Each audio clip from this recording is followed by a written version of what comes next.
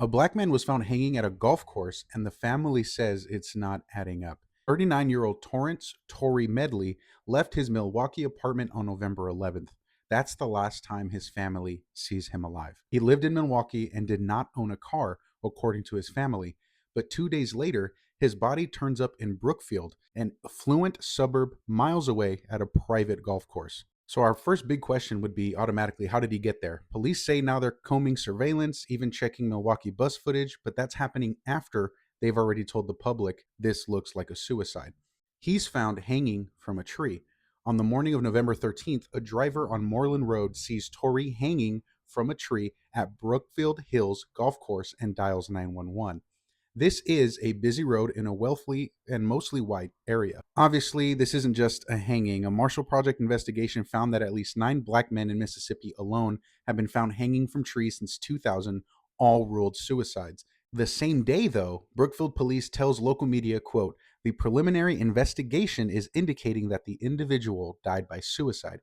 We have no information at this point to indicate a crime was involved." Now, of course, this is also contradictory because a full autopsy and toxicology in suspicious deaths usually take days to weeks. In the recent case of Trey Reed, a black student found hanging from a tree at Delta State University, officials waited on the state medical examiner's autopsy, and toxicology would take 2 to 4 weeks before everything was final. Here, Brookfield police are publicly leaning suicide before any of that is complete.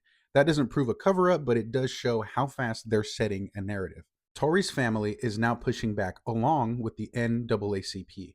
Tory's sister, Shanna Medley, posts a statement saying his death was immediately labeled a possible suicide before basic questions were even answered.